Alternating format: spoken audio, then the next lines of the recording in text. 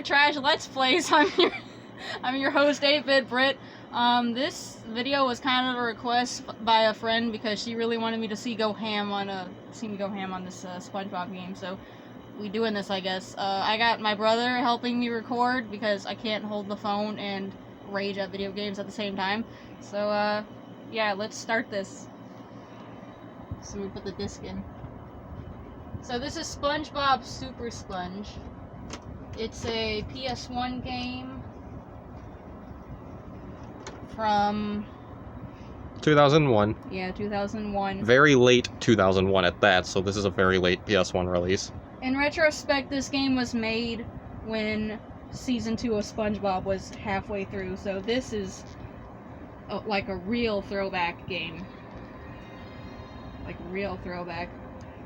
But what I'm doing today is I'm not really gonna play through the whole game. I'm just gonna show you one of these tricky levels I'm working on, that I've been working on for a while. And it's dumb that I've been working on it for this long, but I've never 100%ed this game, so that's why it's taking longer than it needs to. But here's the intro coming up after all these ads get out of the way. Like logos, product placement. I can skip that, I guess. Here we go.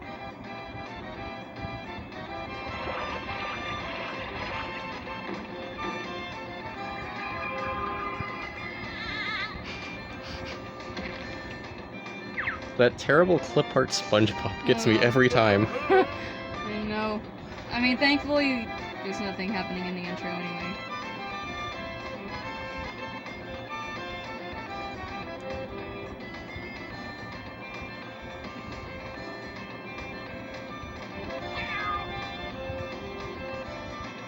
I have no idea why Gary sounds so off in this game, considering the fact that they did get Tom Kenny to play SpongeBob. It's hard not to imitate him.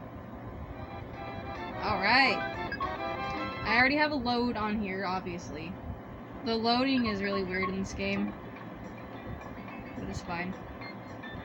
Ian, if you want, you can, like, give some facts about this game. Okay, so this game was released by... This is one of the first games by Climax Studios, a British studio that I don't know if they're still around or not. This was one of their first games. It was released about the same time as as their other game of 2001, Power Rangers Time Force. Power Rangers Time Force is a significantly worse game than this one. I should know. I have both of them. This game is okay. Power Rangers Time Force is so bad, I wrote a review on it.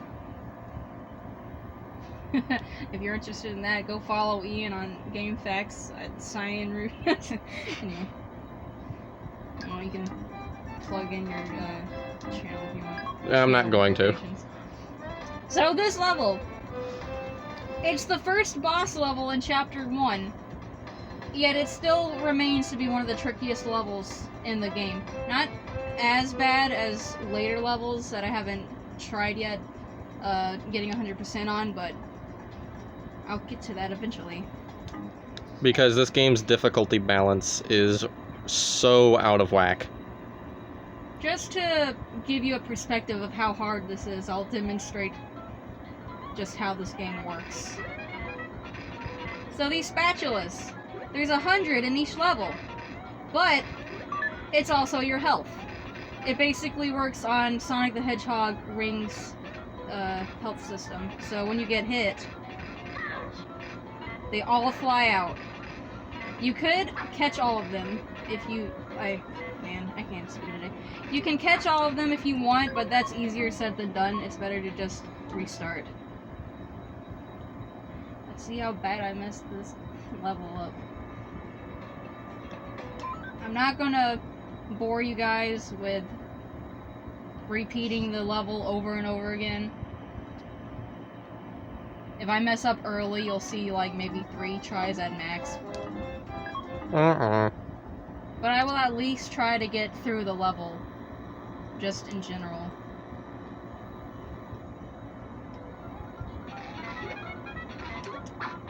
This is the jellyfish net. It's one of your earlier I can't commentate. This is one of your earlier weapons. You can also butt bounce, but I don't normally butt bounce because it's really risky with these enemies in particular, with its small hitbox. Go ahead, Ian. For whatever bizarre reason, the enemies early on in the game are much harder to hit with your butt bounce than the enemies you encounter later in the game. So the game's combat actually becomes much easier the farther you get into it. Because again, this game's difficulty balance is out of whack. You call me a baby, but I like just hitting everything with the jellyfish net.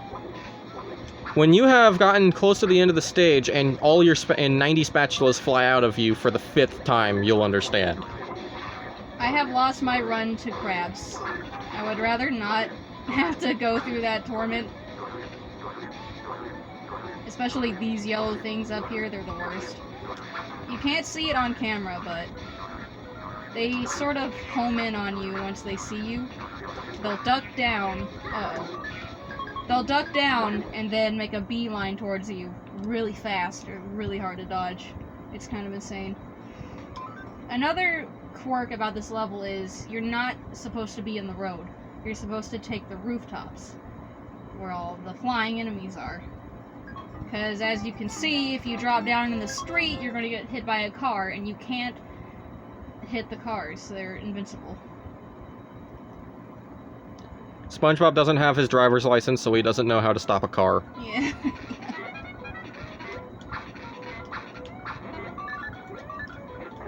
Oh, that right there. Maybe I can grab them all.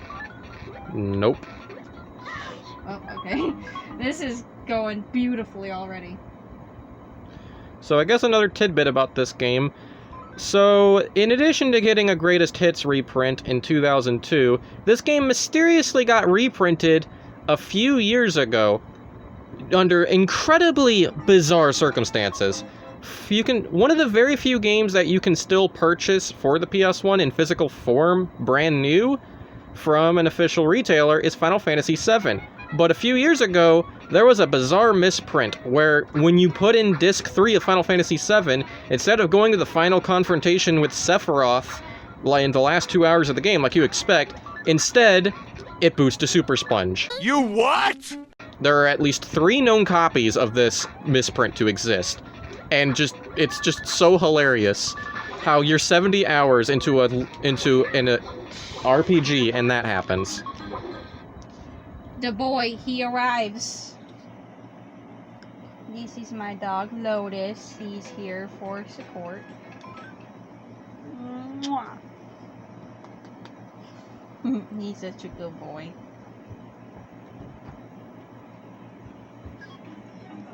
I'm so bad at this today, I'm sorry.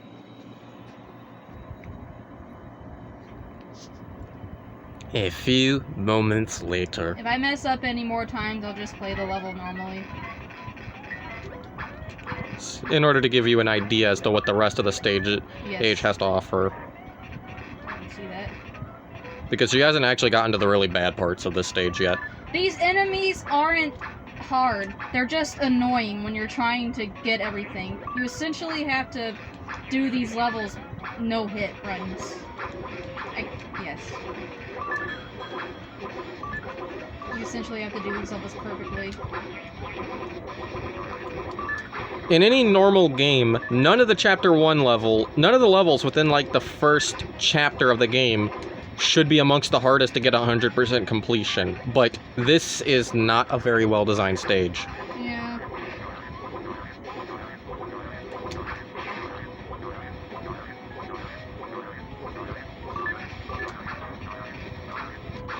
And yes, this is the first home console SpongeBob game, though I believe that if you were to count handhelds, the actual first SpongeBob game is the Quest for the Lost Spatula, or Golden Spatula, whatever it's called.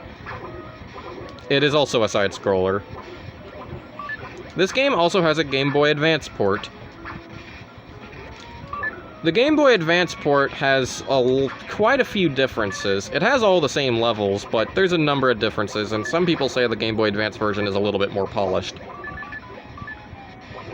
In exchange for it being technically inferior from a technology standpoint.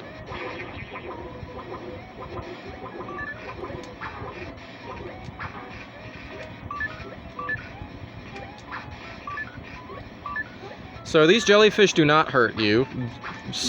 These jellyfish right here, you can ride on. But not all jellyfish work the same, as we'll see in a little bit.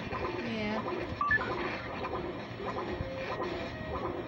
These two are the hardest for me to get past in this level because they're in such a weird spot. By the way, I must point out, the sound design in this game, the music is quite nice, but the sound effects can be really annoying, and this is the absolute worst stage. This stage is just, these sounds make me want to vomit, good lord. I faced the wrong way. Oh. Got him. And there's like 2 more up here we gotta deal with.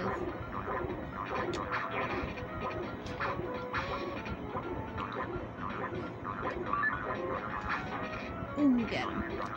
And in case you're wondering, no, we're not using this TV just because it's a Spongebob TV. This is literally the only TV we have that the PS3 will connect to. It just happens to be the one I have right now. And I'm gonna get a few more jellyfish if there's any around, and we'll be at the final boss of the, not final boss, the boss of this stage, the first world. This is what really kind of makes it tricky. Our 6 remaining spatulas are in here somewhere. And you have to fight this thing. The mother jellyfish, which I think you can remember from... Ooh, got them all, nice. Yeah, boy. Which I think you can remember from an actual Spongebob episode. My strategy for this boss, trying to fight it, is make sure you get the high ground by standing on those posts. But if I can't see it, I'm assuming it's above me, and I hide over here like a baby.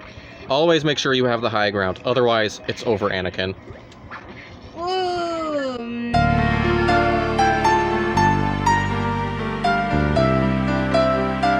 Yep, well... we're still gonna beat it, though. We're still gonna beat it. But she's gonna have to retry this off camera. Yeah. But we'll still show you what the rest of the fight is like.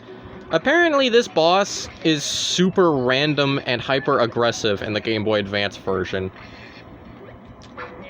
And if you think that this boss looks easy, well, casually it's not too bad, but when trying to get all the spatulas, this boss can be quite erratic and also hard to hit. This is also one of the harder bosses in this game, and it's the first one. Again, the difficulty balance in this game is out of whack. You may also notice that the boss has been getting smaller and smaller every time you hit it.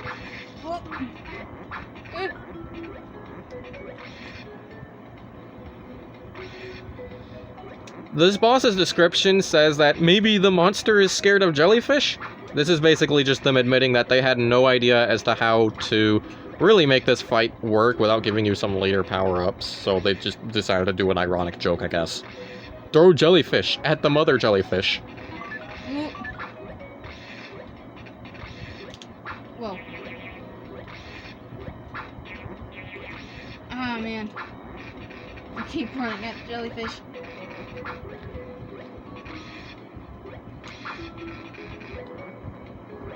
Don't ask me why the boss theme sounds like something you'd hear in a shopping mall. I really don't know. Most of the music in this game is pretty good, but I don't know what they were thinking. He was going downtown to get some bread. Yeah, that is the plot for this level. Because gotta make Mermaid Man and Barnacle Boy a sandwich. This entire game is just fetch quests for Mermaid Man and Barnacle Boy. And with that, we get the bread. I forgot there was no cutscene. And with each boss level completed, you get a little cutscene. It's not going to make too much sense because we skipped through levels, but...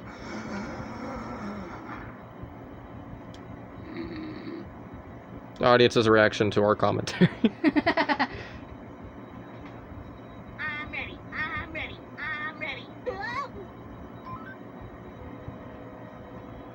Back already? That is definitely a sandwich fit for a superhero. Gonna need to get something to test your superhero potential. And keep busy. Look, MM is not in great superhero condition. Mom and Dad could really do with some pampering. Some kelp cream and the facial.